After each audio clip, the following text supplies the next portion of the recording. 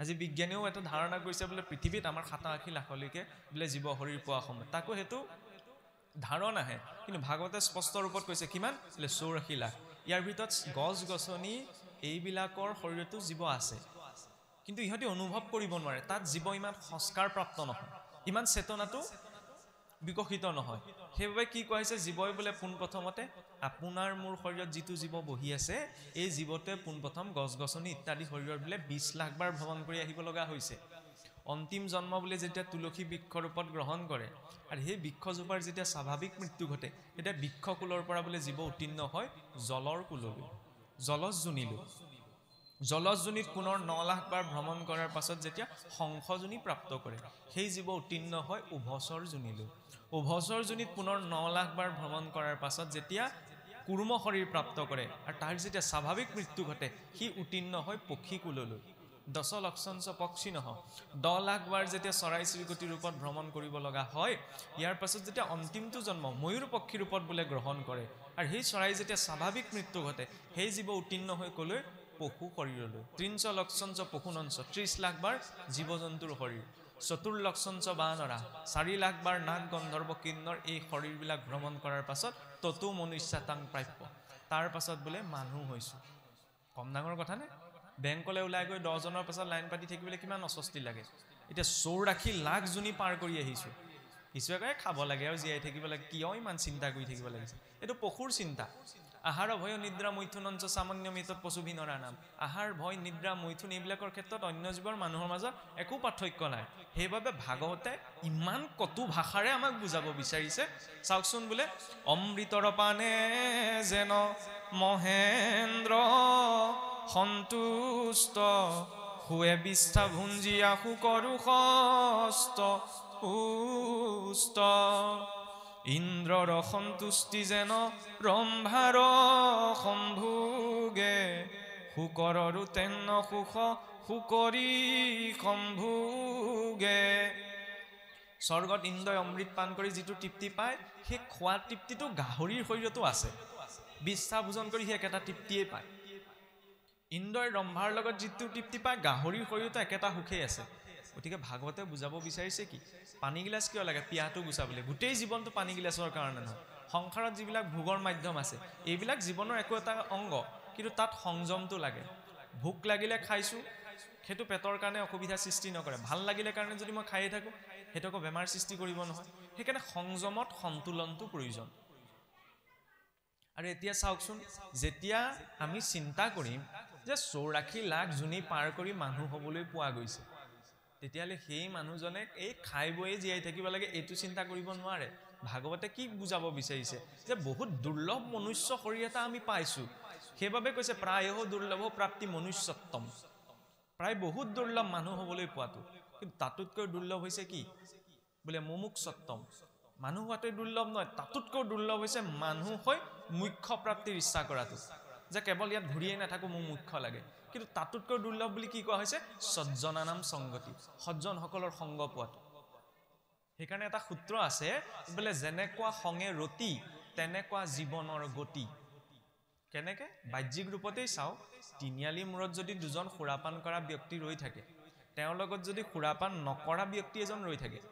দেখাজনে কি কবগে বাৰু বোলে দুজনেহে খুৰাপান কৰি আছে এজনে নাই কৰে এটো নকয়গে তিনিওজনে খুৰাপান কৰি আছে বুলি কব আৰু সেইটো আমি ভাবিম তাৰ বিপৰীতে নামঘৰত তেওঁ বোলে ধৰ্ম কৰ্ণমত একোৱেই নকৰে কিন্তু ইয়াত ভকত ৰূপত বহি আছে তেতিয়ালে তেওঁ অভকত বুলি জ্ঞান কৰা নহয় ভকত বুলিয়ে জ্ঞান কৰা হ'ব ঠিক বাহ্যিক ৰূপটোতে যেনেকুৱা সংগৰ মাজত আছো হেতু আমাক প্ৰভাৱ পেলাইছে নে ভাগৱত দেখিবলৈ ইমান এখন ডাঙৰ গ্ৰন্থ ভাগৱতে বাৰেপতি এটো কৈছে নামঘৰলে পোনপ্ৰথমতে আহোতে যদি এজন মানুহক 10টা নীতি নিয়ম দি দিয়ে তে 5 দিনৰ পৰা নহা হৈ থাকিব বোলে ইমান নীতি নিয়ম পালন কৰিব লাগে সেইকাৰণে কি কৈছে বোলে সদায় সাধু সংগত থাকা তাৰ বাবে এটা পদ্ধতি আছে আদৌ শ্ৰদ্ধা ততো সাধু সংগৌথ ভজন ক্ৰিয়া ততো অনৰ্থ নিবিতি ভাবস্ততো শিষ্টতঃ ততো প্ৰেমাদ ভিদঞ্চতি সাধকানাময়ং প্ৰেমে প্ৰাদুৰ্ভাৱে ভবিক্ৰম যে পোনপ্ৰথম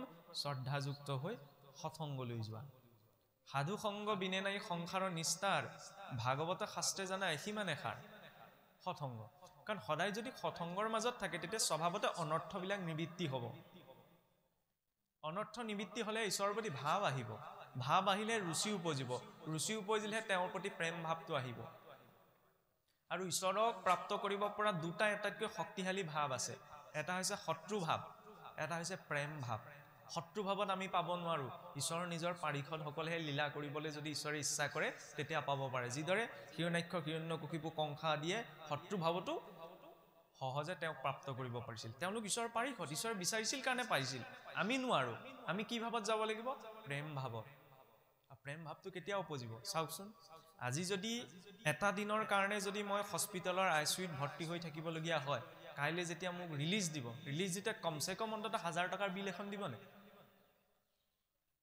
এদিন হস্পিটেলত থকাৰ কাৰণে যদি মোৰ শৰীৰটো চোৱাচিতা কৰাৰ কাৰণে 1000 টকাৰ বিল এখন আহিছে মই দিব লগা হৈছে জন্মৰ পৰা আজিলৈকে ঈশ্বৰে আপোনাৰ মোৰ জীৱনটোৰ ওপৰত ফুটা কৰি এটাও লৈছে জানো নাই লোৱা নহয় ইয়াত বহি থাকোতে প্ৰতি 2 সেকেন্ডত বোলে পৃথিৱীৰ পৰা এজন মানুহ মৰে দিনটো তেতিয়া 2 লাখ 2.5 লাখতকৈ বেছি মানুহ মৰিবলৈ ধৰিছে সেইখন লিষ্টত যে আপুনি মই এতিয়ালৈকে পৰা নাই কম ডাঙৰ কথা নে ইয়াতকৈ চমৎকাৰ কি আছে জীৱনত এই পাৰ হৈ যোৱা প্ৰতিটো সেকেন্ড কাহানিও ঘূৰি নাহে তাৰ ভিতৰতো ইমান ভাল ভাল আপোনাৰ যন্ত্ৰপাতি লগাই দিছে কিডনি লিভাৰ এইবিলাক লাখ টকা দিলেও আমি কিনি আনিব নোৱাৰো নহয়নে জীৱনৰ প্ৰতিটো সেকেন্ড ঈশ্বৰে ইমান এটা ভাল শৰীৰ দিছে থাকিবলৈ ইমান এখন সুন্দৰ সৃষ্টি দিছে কিন্তু তেওঁক চিন্তা কৰিবলৈ যদি দিনটোত সময় অকণমান ওলোৱা নাই সংসাৰ আটাইতকৈ অকৃতজ্ঞ ব্যক্তি তেখেত হয়নে ঘৰখনত যদি ঈশ্বৰক উপাসনা কৰিবলৈ চুক এটা নাই সংসাৰ আটাইতকৈ অধম ব্যক্তি হৈছে তেওঁ আগতে অসুৰবিলাকেও নিত্য উপাসনা এৰা নাছিল আমি শুনিছো ন ৰাৱণ বিষপৰ্বা বলি বান এইবিলাক দৈত্য আছিল কিন্তু কাহানিও ইষ্ট উপাসনা এৰা নাছিল সেইকণ সংস্কাৰ দৈত্যৰো আছিল কিন্তু আজিকালি চাওকচোন ভাগৱত ভক্তিৰ ক্ষেত্ৰত সাংঘাতিক কথা কিছুমান নাই একেবাৰে ধৰাতলৰ কথা ভেটিটো সুদৃঢ় হ'ব লাগিব আজিৰ পৰা 60-70 বছৰ আগতে অন্তত গাঁওখনৰ মাজেদি সোমাই গ'লে প্ৰতি ঘৰ গৃহতে সন্ধ্যা লাগিল মাত্ৰ কিবা এটা গোৱা শব্দ শুনা গৈছিল আজি অসমীয়াৰ প্ৰতি ঘৰত কিন্তু সেইটো ব্যৱস্থা নাই তেতিয়ালে অৱনতি আমাৰ নহয় কাৰ হ'ব ক'ব বিচৰা হৈছে কি যে নিত্য উপাসনাকন নিজৰ ঘৰখনত লাগিব লাগিলে চুক এটাই হওক ঈশ্বৰ উপাসনাকন লাগিব নামঘৰত দবাকুপটো মৰামত দম দয়া দান তিনিটি কুবত থোৱা হয় নিজকে সেইখিনি সময়ত সম্যক শ্ৰদ্ধায় এটি সন্ধ্যা সম্যক ধাৰণাৰ সময়কণি হৈছে সন্ধ্যা নিজকে সেইখিনি সময়ত অকণমান দমন কৰা দয়া কৰা দান কৰা নিজেও ঈশ্বৰৰ নাম লোৱা আনকো ঈশ্বৰৰ নাম ল'ব বুলি কোৱা বাহিৰত থকা চৰাই চিৰিকটিকেইটাও বোলে বাহলে উভতে মই যদি সেইখিনি সময়ত তিনিআলিত লেকচাৰ মাৰিবলৈ ওলাই যাওঁ এটো কথা বেলেগ দেই সকলোৰে কৰ্ম ব্যৱস্থাবিলাক বেলেগ বেলেগ গতিকে সন্ধ্যা লগা সময় বিভিন্ন ব্যক্তি বিভিন্ন কৰ্মত থাকিব লগা হ'ব পাৰে সেইটো দুখনীয় নহয় যি স্থানতে আছে সেই স্থানতে ঈশ্বৰ উপাসনাৰ অকণমান প্ৰয়োজন মানে ঈশ্বৰক চিন্তা কৰাৰ প্ৰয়োজন আৰু ঈশ্বৰমুখী হোৱা এই পদ্ধতিটোত পোনপ্ৰথমতে আমি ভাগৱতৰ ওচৰলৈ যাব নোৱাৰো তাৰ বাবে কি প্ৰয়োজন পোনপ্ৰথম জিজ্ঞাসা সৌনকাদি ঋষিসকলেও পোনপ্ৰথমতে কুটমুনিৰ ওচৰত জিজ্ঞাসা প্ৰকাশ কৰিছিল কাৰণে তেওঁলোকে ভাগৱত পাইছিল ইয়াৰ পাছতে যে আহিছে প্ৰথম স্কন্ধত ব্যাস নাৰদৰ সংবাদ তাৰ জৰিয়তে কি দেখলে আশ্ৰয়ৰ প্ৰথম স্বৰূপে হৈছে কি শৰণ মানে এইটো নহয় বোলে কানিমুনি কোবাই লৈ থৈ আহিলোগে আৰু বিয়া পাতিব লাগে নামঘৰত চাকি গছ দিব লাগে আমাৰ মানুহৰ চিন্তাটো হৈছে তেনেকুৱা সঁচা অৰ্থত ক'বলৈ গ'লে আমি যিবিলাক বয়সত গুৰুমুখী হওঁ সেইবিলাক ক'বলৈ লাজ লগা আপোনাক সবে নাভাবিব যে আপুনি মই মনে ভাল পোৱা কথাখিনি ইয়াত আমি আলোচনা কৰিম বা কম মনে ভাল লগা কথা বহুত শুনিল বাৰু এতিয়া আমি যিখিনিত পাক লাগি আছে সেইখিনি কথা শুনিব লাগিব এটো ক'বলৈ বিচৰা নাই যে আমি যিটো বয়সত গুৰুমুখী হৈছো সেইটো বয়সত বোলে একো নহয় এটো নহয় গুৰুমুখী কিয় হ'ব লাগে প্ৰথম দেখা ঈশ্বৰজনক চিনিব লাগিব দেখা ঈশ্বৰজনক চিনিলেহে নেদেখাজনক চিনি পাম নহয়নে এতিয়া গুৰু বুলি কোৱাৰ লগে লগে আৰু বিশেষকৈ আমাৰ অসমখনত গুৰুৰ সংখ্যা কম নহয় এতিয়াও ঢেৰ গুৰু ওলাই আছে কোনোবাই কিবা এটা কথা জানিলে গুৰু হৈ পৰে এটো কথাও হুকিয়া যে কোনোবা এজন ব্যক্তিয়ে কাৰোবাৰ প্ৰতি গুৰু ৰূপত সন্মান এটা তেওঁৰ প্ৰতি আছে এটো তেওঁৰ ব্যক্তিগত বিষয় মই কাৰোবাক নিজৰ গুৰু বুলি ভাবিব পাৰো এটো মোৰ ব্যক্তিগত বিষয় কিন্তু শাস্ত্ৰীয় মাৰ্গত সকলো গুৰু হ'ব নোৱাৰে শাস্ত্ৰীয় মাৰ্গত গুৰু হ'বলৈ হ'লে তেওঁ এটা শাস্ত্ৰীয় গুৰু পৰম্পৰা থাকিব লাগিব যে তেওঁক কোনে আজ্ঞা দিলে তেওঁ কাৰ আজ্ঞা পৰ তেওঁক কোনে আজ্ঞা দিলে এই ভাগৱত আদি নিৰঞ্জনৰ পৰা মহাপুৰুষ আৰু মহাপুৰুষৰ পাছৰ পৰম্পৰা সকলোকে এটা ক্ৰমত আহি আছে গতিকে সেই পৰম্পৰাত গৈ শিক্ষিত দীক্ষিত হ'লে তাৰ প্ৰকৃত তত্ত্ববস্তু অনুধাৱন কৰাটো সহজ হয় মই ঢেৰ কথা জানিলো বুজিলো বুলি মই গুৰু হ'ব নোৱাৰো, কাৰণ মোক গুৰু হ'বলৈ কোনে আজ্ঞা দিলে? এইটো স্পষ্ট হৈ লোৱা প্ৰয়োজন যে গুৰুজন শাস্ত্ৰ অনুৱৰ্তী হয় নে নহয়। তেনেজন গুৰুত আশ্ৰয় লবিলেহে প্ৰকৃত ধৰ্ম বস্তুটো অনুভৱ কৰা সম্ভৱ। সেইকাৰণে আমাৰ অসমীয়া সমাজত কোৱা হয়, এইখিনি কথা কিয় কোৱা হৈছে? কাৰণ বৰ্তমান সময়ত এইখিনিত প্ৰাসংগিক হৈছে। ঠিক এতিয়া কলিৰ লক্ষণৰ কথা বৰ্ণনা কৰি আছিল, ডাইৰেক্ট কিয় তাত সোমাব বিচৰা নাই? কাৰণ যিখিনি ঘটি আছে সেইখিনি আমি দেখিয়ে আছো।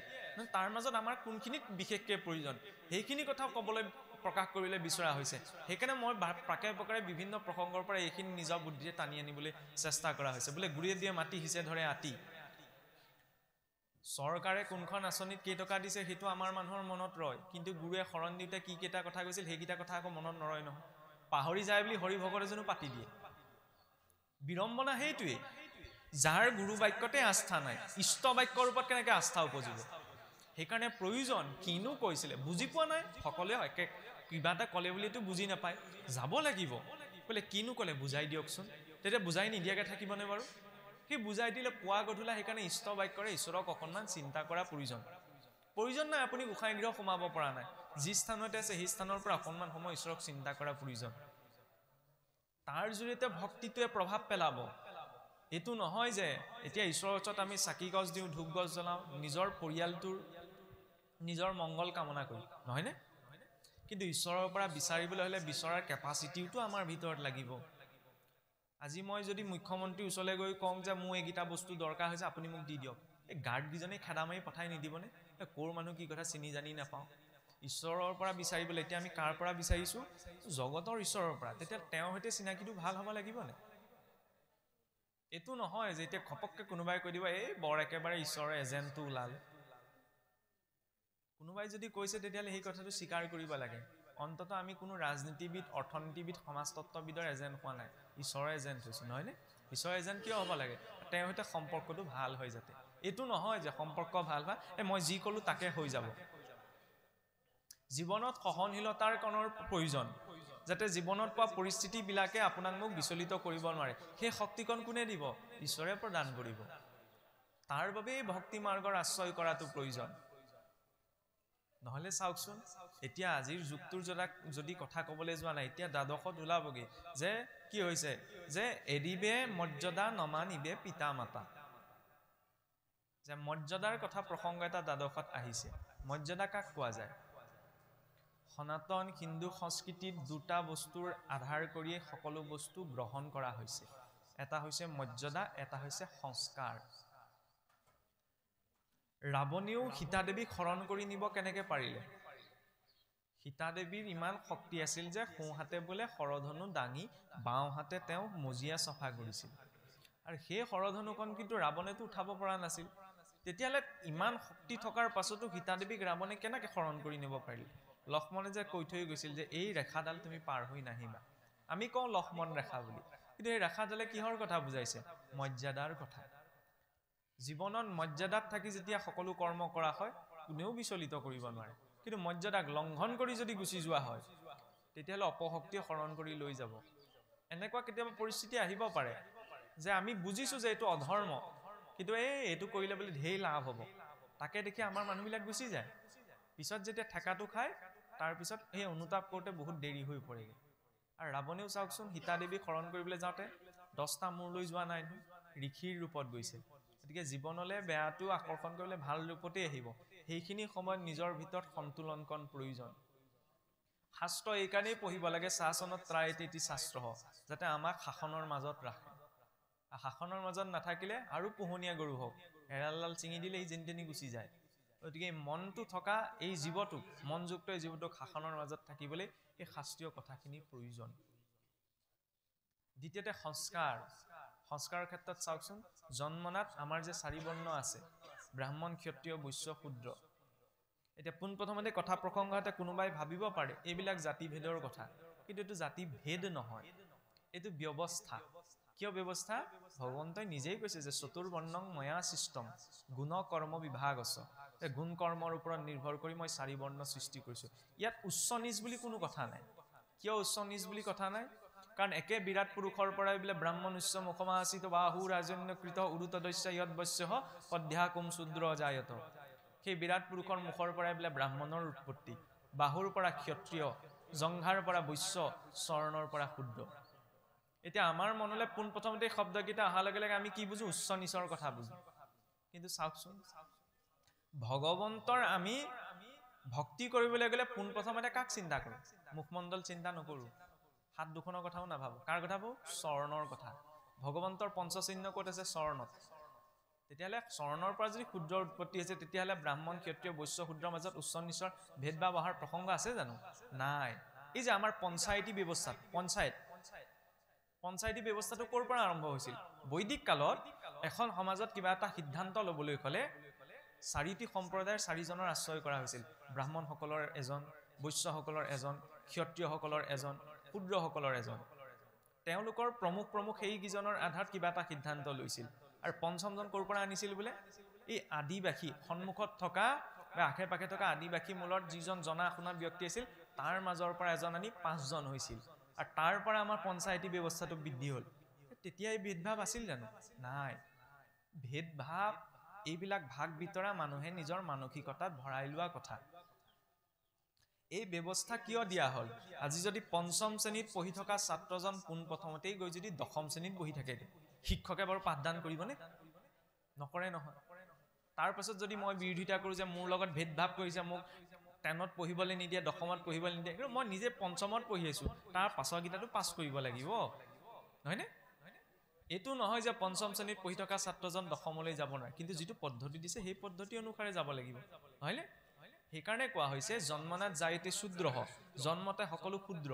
ক্ষুদ্ৰ মানে কিবা এটা জাতি, এই দৃষ্টিত এই কথা কোৱা হোৱা নাই। ক্ষুদ্ৰ মানে সেই অৱস্থা যি অৱস্থাত ভাল বেয়া, শুদ্ধ অশুদ্ধ, ধৰ্ম অধৰ্ম এইখিনি বোলে বিচাৰ কৰিব পৰা নাযায়। কাৰণ জন্ম হৈ কোনেও শিকি নাহে। সংস্কাৰাত দ্বিজ উচ্চতে, সংস্কাৰী হ'লে তেওঁ দ্বিজ হয়। প্ৰথম জন্ম মাতৃগৰ্ভৰ পৰা, দ্বিতীয় জন্ম সংস্কাৰৰ জৰিয়তে। সেইবাবে চাওকচোন, মনুষ্যৰ গৰ্ভ সংস্কাৰৰ পৰা অন্ত্যেষ্টিক্ৰিয়ালৈকে আমাৰ সংস্কাৰ আছে। বেদ পাঠাত ভৱে বিপ্ৰহ, বেদাদি শাস্ত্ৰ পঠনৰ জৰিয়তে তেওঁ বিপ্ৰ হয়। ব্ৰহ্ম জানাতি ব্ৰাহ্মণ, ব্ৰহ্মক জানিব পাৰিলে তেওঁ ব্ৰাহ্মণ হয়। এইটো হৈছে সৌম্যতাৰ দৰ্শন। এতিয়া চাওকচোন, এইখিনি কথা প্ৰসংগ কৈ যাবলৈ যাওঁতেই এই ব্যাসদেৱৰ সন্মুখত আহি যে নাৰদ দেৱে তেওঁক কৈছেহি যে তুমিহে কৰিলা হবে জগতকে নাশ, নিৰন্তৰে লোকৰ কৰাইলা হিংসা ধৰ্ম, নুবুজিলা তুমিও বেদৰ তত্ত্ব মৰ্ম। এই পদ ফাঁকি অহাৰ লগে লগে এতিয়া কিছু সংখ্যকে পতককে এইটো কথা ক'ব বিচাৰে যে 4 বেদ 14 শাস্ত্ৰ কৰাৰ পাছত ব্যাসদেৱ বোলে পাগলৰ দৰে হৈ গৈছিল, সেইবাবে পাছত নাৰদদেৱৰ জৰিয়তে ভাগৱত পাইহে তেওঁ বোলে স্থিৰতাটো লাভ কৰিলে। নাৰদদেৱেই কৈছে আপুনি অগাধ বুদ্ধি অংশ অৱতাৰ। ব্যাসদেৱক কি কৈছে? ভগৱন্তৰ অংশ অৱতাৰ। গতিকে ব্যাসদেৱ পাগল হোৱা সম্ভৱ জানো? নহয়। ব্যাসদেৱ চিন্তিত হৈছিল। কিয় চিন্তিত হৈছিল? কাৰণ ইমানবিলাক ধৰ্ম কৰ্মৰ কথা বিস্তৃত ৰূপত প্ৰসাৰ কৰাৰ পাছত মোৰ মনৰ স্থিৰতাটো মই কিয় পোৱা নাই? কিয় পোৱা নাই? কাৰণ আমি যিমান ধৰ্ম কৰ্ম কৰি থাকিলেও এজন ব্যক্তিয়ে যেনিবা গোটেই জীৱনটোত কেৱল পুণ্য কৰ্ম কৰিলে। ভাগৱতৰ দৰ্শনত কি কোৱা হৈছে? পুণ্যকো বন্ধন বুলি কোৱা হৈছে। কিয়? পুণ্য অৰ্জন হ'লে তেওঁ কলৈ যাব? অন্তিম সময়ত স্বৰ্গলৈ যাব। আৰু স্বৰ্গখন বোলে গৈ কি হ'ব? স্বৰ্গখনক বিনাশী বুলি কোৱা হৈছে। তাত ভোগ কৰাৰ পাছত যেতিয়া শেষ হ'ব আকৌ মৰ্তলৈকে আহিব লাগিব। আৰু এনেকুৱাকে কৰিব লাগে, মহাৰাজ জয়ন্তও গৈ ইন্দ্ৰৰ আসনত বহিছিলগৈ, কাউৰী হৈ নামি আহিব লগা হ'ল। নহুকো গৈ বহিছিলগৈ, অজগৰ হৈ নামি আহিব লগা হ'ল। ব্যাসদেৱক এইটোৱে কৈছে, তুমি যে এই পাপ পুণ্যৰ অকল এই চকৰিটোত ঘূৰি ফুৰাৰ কথাই ক'লা, একেবাৰে পাৰ হৈ যোৱাৰ কথা কিয় নকলা? এই কথাটো ক'ব বিচাৰিছে। আৰু সেইবাবে ভগৱান কৃষ্ণৰ প্ৰসংগ সেই ব্যাসদেৱৰ সন্মুখত ভাগৱতৰ জৰিয়তে নাৰদদেৱে প্ৰদান কৰিছে। ব্যাসদেৱেও যেতিয়ালৈকে নাৰদদেৱক আশ্ৰয় কৰা নাই, নহয়নে? ব্যাসদেৱৰ পৰা শিকিবলগীয়া কি আছে? ভক্তি মাৰ্গত 5টা বস্তু বাধা আছে। জাতি বিদ্যা মহদ্দম্ভ, ৰূপ যৌৱনমে বচ, যত্নদচ স্তুতিবৰ্জিত পঞ্চতৈ ভক্তি কণ্টকা। যে জাতিৰ গৌৰৱ, কুলৰ গৌৰৱ, নিজৰ স্থানৰ গৌৰৱ, নিজৰ পদৰ গৌৰৱ আৰু ৰূপ যৌৱনৰ গৌৰৱ, এই 5টা বিষয় যদি লগত থাকে সহজে তেওঁ ভক্তি মাৰ্গত আগবাঢ়িব নোৱাৰে।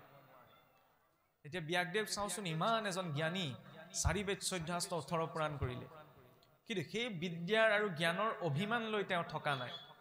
নহ'লে চাওকচোন, এজন মানুহে গোটেই জীৱনটো 4 বেদ 14 শাস্ত্ৰ কৰিলে, নাৰদদেৱে গৈ কৈ দিলে যে তুমি ইয়াৰ জৰিয়তে বোলে প্ৰকৃত ঈশ্বৰৰ কথা নকলাগে। আমাৰ মানুহক কোৱাহেঁতেন মানি ললোহেঁতেন নে?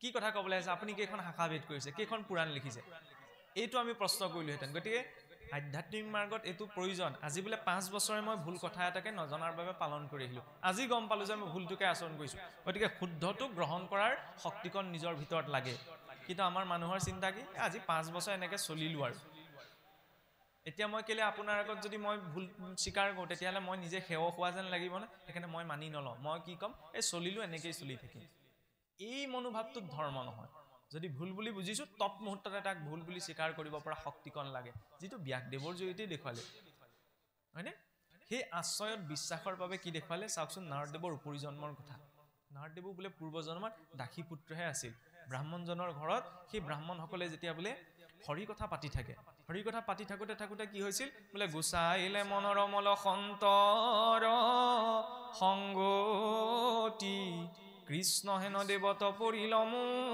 ৰমতি সৎসংগত সদায় হৰি কথা শুনি থাকোঁতে দাসী পুত্ৰ নাৰদৰ মনতো ভক্তি উপজিল গতিকে কেনেকুৱা সংগত থাকি আমি কেনেকুৱা আলাপ আলোচনাৰ মাজত নিজকে ৰাখোঁ সেইটোৱে জীৱনত প্ৰভাৱ পেলায় সেইবাবে বাৰে বাৰে কোৱা হৈছে যে যিমান পাৰি সিমান ভাল সংগত থাকি ভাল কথা আলোচনাৰ জৰিয়তে দিনবিলাক পাৰ হ'ব লাগে